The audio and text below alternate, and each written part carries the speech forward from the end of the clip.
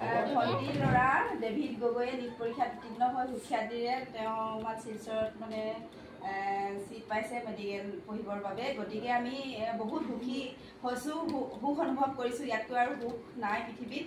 ল'ৰাই যেতিয়া কিবা এটা ভাল কাম কৰে, কিবা এটা ভাল হৈ মানে যায়, তেতিয়া আমাৰ বহুত ভাল লাগে। মানে আমি ইয়াতকৈ আৰু পৃথিৱীত মানে ল'ৰা ছোৱালী যি কৰিছে ইয়াতকৈ আৰু মানে সুখ নাই। গতিকে আমি এই সুখৰ মুহূৰ্তৰ ভাগি সকলোৱে সমভাগী হৈছোঁ আৰু তাৰ ভৱিষ্যত জীৱন উজ্জ্বল হওক আৰু যাতে সি আগুৱাই যাওক তাকে আমি ভগৱানৰ আশীৰ্বাদ কৰিছোঁ। ভগৱানেও আশীৰ্বাদ কৰক, আমিও আশীৰ্বাদ কৰিছোঁ। আৰু এই শুভ মুহূৰ্তত মই মোৰ ভাগিন ডেভিড গগৈক মাইনাক মই এখন ফুলাম গামোচাৰে সম্বৰ্ধনা জনাব বিচাৰিছোঁ আৰু এই মুহূৰ্তত মই তেওঁক এখন ফুলাম গামোচাৰে সম্বৰ্ধনা জনাইছোঁ।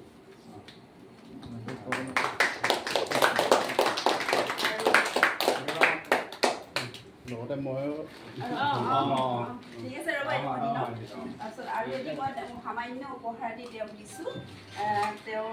মই আশীৰ্বাদ কৰিছোঁ সদায় যেন ডেভিড হৈ থাকক, পৰিয়ালৰ বংশৰ সমাজৰ দেশৰ সকলোৰে নাম মানে উজ্জ্বলাওক, আগবাঢ়ি যাওক, তাকেই মই ভগৱানৰ ওচৰত কামনা কৰিছোঁ আৰু সম্বৰ্ধনা জনাই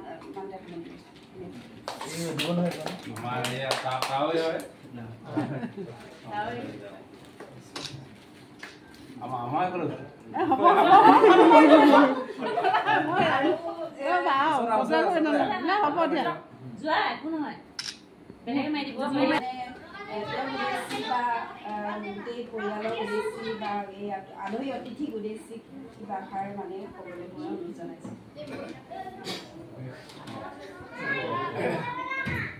সকলোকে নমস্কাৰ। এটা অত্যন্ত শুভ মুহূৰ্ত আমি সকলোৱে গম পাইছোঁ।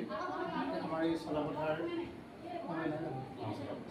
গাঁৱৰ আমাৰ বন্ধু কীৰ্তি গগৈ জ্যেষ্ঠ পুত্ৰ যোগ্য পুত্ৰ ডেভিড গগৈয়ে আমাৰ নীট পৰীক্ষাত কোৱালিফাইড হৈ পেলাই শিলচৰ মেডিকেল কলেজত নামভৰ্তিৰ কাৰণে তেওঁ সুবিধা পাইছে।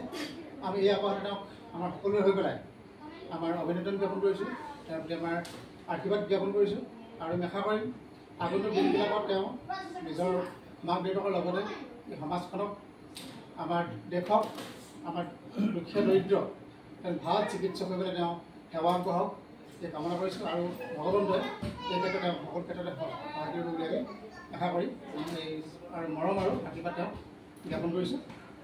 এই আমাৰ চমুকৈ তেওঁৰ প্ৰতি আহ্বান।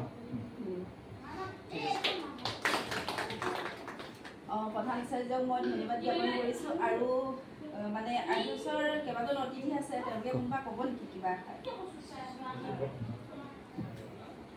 নমস্কাৰ, মৰমৰ ডেভিডলৈ আন্তৰিক শুভেচ্ছা জনাইছোঁ। সকলোখিনি আমি ইতিমধ্যে গম পাইছোঁৱেই। তো আমি জিলা RSSৰ তৰফৰ পৰা আমি তেখেতক আন্তৰিক অভিনন্দন আৰু শুভেচ্ছা জনাইছোঁ। তেখেতে যাতে সুন্দৰভাৱে তেওঁৰ যি প্ৰচেছ সম্পূৰ্ণ ক্লিয়াৰ কৰি আহি তেওঁ যাতে সমাজত এক সুনাম কঢ়িয়াই সমাজৰ হিতে কাম কৰিব বুলি আশা ৰাখি তেওঁলৈ আকৌ এবাৰ শুভেচ্ছা জনাই আমি চমুকৈ দুআষাৰ সামৰণি কৰিছোঁ।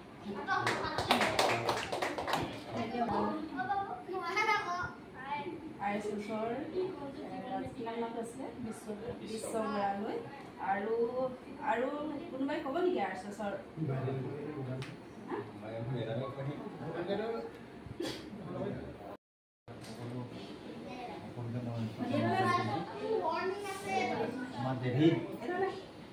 ডেভিড মানে ডেভিডৰ মাককে মই সৰুৰ পৰা পাইছোঁ, পামেই তাই ইমান দিপাই দেখা মই পোৱা। তাৰপিছতে লাহে লাহে সেইকাৰণে মই কৈছোঁ যে মানুহ ড্ৰিমাৰ্ছ হ'ব লাগে, ড্ৰিমটো থাকিব লাগে, সপোন থাকিব লাগে। মই ৰাতিত শুই থকা সপোনটো কথা ক'বলৈ যোৱা নাই, ভৱিষ্যতত কি কৰিম পৰিকল্পনা। আজি মই দেখিছোঁ সি মানে এইটো মেডিকেল পঢ়িম বুলি 2টা বছৰ প্ৰশিক্ষণ লৈ আছে। ধৈৰ্য লাগিব এটা কিবা এটা পাবলৈ হ'লেতো মানুহৰ হেৰি লাগিব। আমি এতিয়া দেখিছোঁ মানে শচীন তেণ্ডুলকাৰ এজন মানে ডাঙৰ এজন খেলুৱৈ নহয় জানো, যি মানে তেওঁ মানে আচলতে তেওঁ ক'ৰ পৰা শুৰুৱাত হৈছিলে, ক'ৰ পৰা আৰম্ভ হৈছে আমি দেখা নাই। যেতিয়া তেওঁ ছাকচেছটো হ'ল তাৰ পৰাই আমি মন কৰিছোঁ, কিন্তু ছাকচেছৰ হোৱাৰ আগত কিমান ঘাত প্ৰতিঘাতৰ মাজতে আহিছে বা ছাকচেছটো আমি মন কৰিছোঁ। ঠিক তেনেকৈ ডেভিডেও তেনেকৈ আগবাঢ়ি যাব, আগবাঢ়ি যাব। আমাৰ আশীৰ্বাদ আছে আৰু তাতে মানে এইটোতো মানে মানৱ সেৱা এটা বৃত্তি হয়, এইটো ধন ঘটা কোনো আহিলা নহয়। যদি সেইটো এতিয়া হয়, দেখিছোঁ বহুত চিকিৎসকে ধন ঘটা। এতিয়া এজন ব্যক্তি আছে সবেশ্বৰ ভূঞা।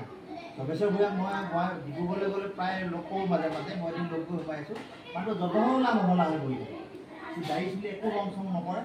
তাৰমানে এদিন লাইন পাতি আছে, বহুত পেচেণ্ট লাইন পাতি আছে। মই গৈ সোমালোঁ, তাৰপৰা গেটত ক'লোঁ যে মই ডাক্তৰ পেচেণ্ট নহয়, মই এনেই দেখা কৰিম। তেওঁ মোৰ অলপ আগৰ পৰা চিনাকি আছিলে, সোমালোঁ পোৱাটো ভালনে ভাল শিকিলে। মই এনেই আহিলোঁ আপোনাক চাবলৈ আহিলোঁ। আপোনাক মই এটাই টাইম দিছোঁ, 50 টকা ফিজ। এতিয়া মানুহে 50 টকা লয়, 50 টকা যে আজি যিটো যুগত এজন ডাক্তৰে সাধাৰণ সম্পাদকে 500 টকা লয়। এতিয়া 50 টকাকৈ যে মানে মানুহৰ সেৱা কৰি আছে, তেতিয়া চাবলগীয়া হৈছে। সেইটো কাৰণে তেওঁ আজি বিখ্যাত। আৰু তেওঁ মানে সেইটো চাৰ্জিকেলৰহে তেওঁ। মই সেইটোকে কৈছোঁ যে ডেভিডেও তেনেকুৱাকৈ এইবোৰ অনুকৰণ কৰিব লাগিব। মানুহ সদায় অনুকৰণ কৰে, এজনে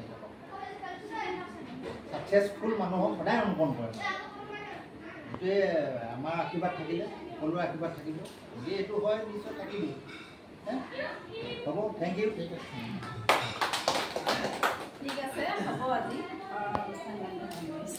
পৰিয়াললৈ বংশলৈ যেতিয়া গৌৰৱ কঢ়িয়াই আনিলে, ল'ৰাই যেতিয়া মানে সুনাম আনে বংশলৈ পৰিয়ালে, তেতিয়াহ'লে আমি সুখী অনুভৱ কৰোঁ। আৰু এই সুখ আমি মানে হেৰি কৰিব নোৱাৰোঁ, আমি যে কিমান সুখী অনুভৱ কৰিছোঁ প্ৰকাশ কৰিব নোৱাৰোঁ। আৰু ডেভিডক মই এটাই কওঁ, সু-নাগৰিক হৈ এজন সুপ্ৰতিষ্ঠিত ডক্তৰ হৈ দুখীয়া দৰিদ্ৰ নিচলাক যাতে তুমি বিনামূলীয়াকৈ সেৱা কৰিবা আৰু মানে দেশৰ মানে সমাজৰ নাম উজ্বলাই তুমি সদায়